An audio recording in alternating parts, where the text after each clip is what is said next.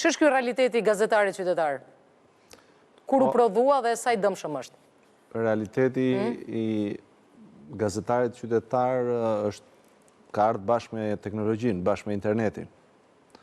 Dhe është i dëmshëm për disa arsye, përveç dobive, se ka dhe dobi, që të mos e asgjësojmë fare.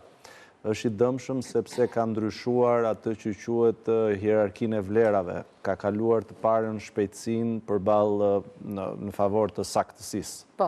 Dhe ne kemi fjalën e urtë popullore që gjërat e nxituara kryesisht janë të gabuara. Po. Kështu që kjo është dëmi më i madh. Pra ka çeduar standardin. E pastaj ka dhe dëmet të tjera, por për t'ju kthyer pak nëse më lejoni asaj pyetjes parë, se ishte pyetje shumë provokative. Po. Dhe me qenë se miku im i vjetër e kaloi topin kështu bukur. Ashtu e kalon ai. Ose Ose me një analist që duhet lexuar dy herë. Dhe me qenë se duhet flasim vëndçe. Po. Mendoj që gazetari shqiptar është produkti i shoqërisë shqiptare. Se nuk duhet jetë gazetari profesor pak më i mirë se shoqëria? Është pak më i mirë, po. Duhet jetë. Profesor, çfarë ka shoqëria? Çfarë ka shoqëria? Se shoqëria nuk i ka bërë presion gazetarët. Jo, ta them, çdo qeliz e shoqërisë shqiptare, kur flasim për shoqërinë shqiptare, flasim për atë që konsiderohet një lloj elite, është infektuar.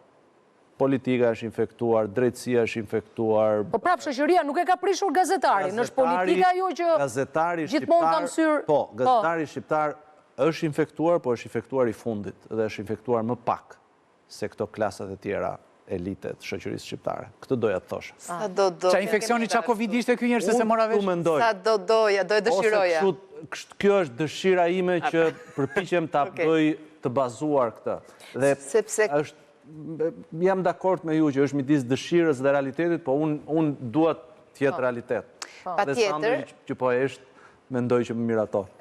Duke ju dhënë të drejtë dhe duke ju shtruar një element. Në fakt, ne jemi duke e përzjerë pak çështjen e qytetarit me gazetarin. Dhe më shumë se sa me teknologjinë kam përshtypjen, kemi faj edhe ne gazetarët e studiuar për gazetari, të trajnuar për gazetari, sepse kemi dhe këta gazetarët e tjerë që vinë nga profesione të tjera, me studime të tjera dhe kanë marrë një titull, ta gëzojnë përsa kohë din ta bëjnë si punë.